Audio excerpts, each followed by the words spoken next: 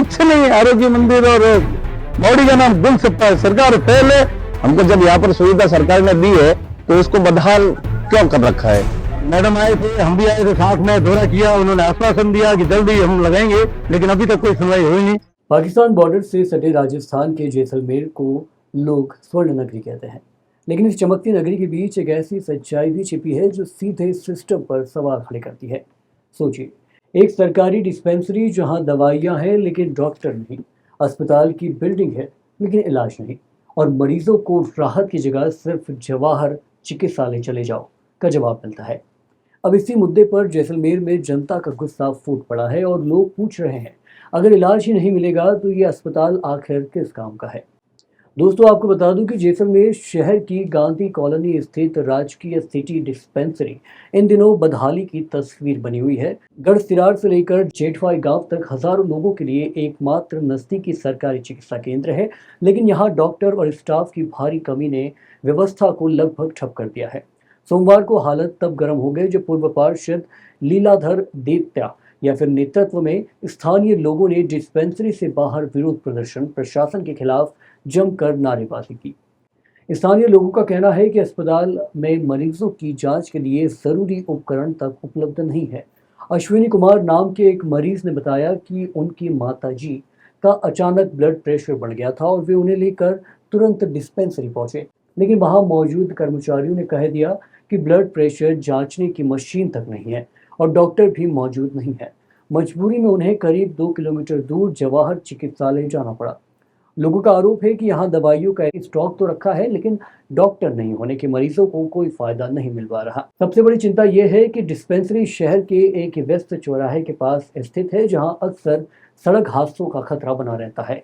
स्थानीय निवासी प्रदीप गोस्वामी का कहना है कि अगर किसी बड़े हादसे में घायल व्यक्ति को तुरंत इलाज की जरूरत पड़े तो सबसे नजदीकी सरकारी सुविधा यही है कि, लेकिन यहाँ डॉक्टर नदारत रहने से मरीजों की जान जोखिम में पड़ सकती है। पूर्व पार्षद लीलाधर देया ने सरकार और प्रशासन पर गंभीर सवाल उठाते हुए कहा कि इस डिस्पेंसरी में शहर के अनुभवी डॉक्टर सेवाएं देते हैं, लेकिन हालत इतनी खराब हो चुके हैं कि प्राथमिक उपचार तक नहीं मिल रहा। उन्होंने बताया कि इसी परिसर में मुख्यमंत्री आयुष्मान आरोग्य मंदिर भी संचालित है, लेकिन वहां भी डॉक्टरों की कमी बनी हुई है। उनका आरोप है कि सरकार की स्वास्थ्य योजनाएं सिर्फ कागजों तक सीमित रह गई है और 15 वार्डों की जनता इसका खामियाजा भुगत रही है। दोस्तों, आपको बता दूं कि दिलचस्प बात यह है कि इस राजकीय सिटी डिस्पेंसरी का उद्घाटन साल 1996 में तत्कालीन मुख्यमंत्री भैरों सिंह शेखावत की सरकार में जनता की सुविधा के लिए किया गया था, लेकिन करीब 3 दशक बाद भी हालत ऐसे है कि लोगों को बुनियादी इलाज के लिए भटकना पड़ रहा है। हाल ही में जिला कलेक्टर अनुपमा जोरवाल ने भी डिस्पेंसरी का औचक निरीक्षण किया था और उस दौरान भी डॉक्टर नहीं होने की शिकायत सामने आई थी, लेकिन स्थिति में अब तक कोई बदलाव या सुधार नजर नहीं आ रहा। दोस्तों, अनियमितता या नियमितता है, कुछ भी सही नहीं है। एक नर्सिंग ऑफिसर बैठा है, वही दवाइयाँ देता है, वही दवाइयाँ लिखता है। इसके अलावा गांधी कॉलोनी डिस्पेंसरी बहुत बुरा हाल है। मेरे को रोज यहाँ की कम से कम 20 कंप्लेन आती है।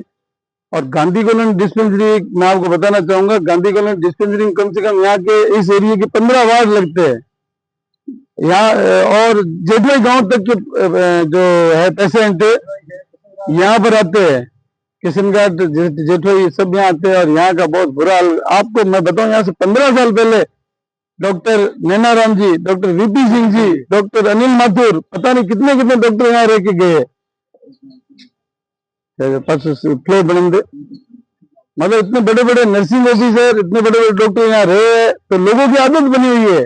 छोटी मोटा बुखार है, उल्टी है, दस्त है, गांधी कॉलोनी डिस्पेंसरी जाएंगे अभी ठीक हो जाएंगे। यहाँ बेड है, यहाँ भर्ती का सिस्टम था, सारा सिस्टम कोलैप्स कर दिया है। और न तो मतलब लेबोरेटरी वगैरह सब बंद हो गई है, कुछ नहीं यहाँ पे, बुरा हाल है। मैंने पीएमओ साहब की बात की, पीएमओ साहब के तो मेरे पास मेडिकल ऑफिसर नहीं है। दो सैंक्शन पोस्ट बना रखी, सिर्फ आरोग्य मंदिर कुछ नहीं। आरोग्य मंदिर और मौड़ी का नाम गुल सप्पा है। सरकार फेल है। और मेरी तो जिला कलेक्टर महोदय खुद यहाँ पे अवलोकन करके, निरीक्षण करके गई है। कलेक्टर महोदय से मेरा निवेदन है कि इस डिस्पेंसरी को तुरंत आप शुद्ध लीजिए, डॉक्टर लगाइए, स्टाफ लगाइए, लेबोरेटरी वापस चालू कीजिए। लोग यहाँ त्रस्त, लोगों को जवाहर चिकित्सालय के जाने के अलावा कोई दूसरा कोई रास्ता नहीं है। तो कृपया करके जो सिस्टम बना हुआ है उसको कोलैप्स ना होने दें और सिस्टम को मजबूत करें, इस डिस्पेंसरी को वापस चालू करें। परसों के दिन शनिवार को मैं अपनी माता जी को यहाँ लेके आया था चेक करवाने के लिए। तो यहाँ पर ना तो कोई स्टाफ था और एक स्टाफ था, उनसे मैंने कहा कि माता जी की बीपी की प्रॉब्लम हो रही है, बीपी चेक कर लीजिए, प्रॉब्लम बहुत ज्यादा हो रही है। तो इन्होंने कहा हमारे पास बीपी इंस्ट्रूमेंट नहीं है और है भी तो खस्ता हाल में है, वो हम यूज नहीं कर सकते, तो आप इसको जवाहर चिकित्सालय ले जाइए।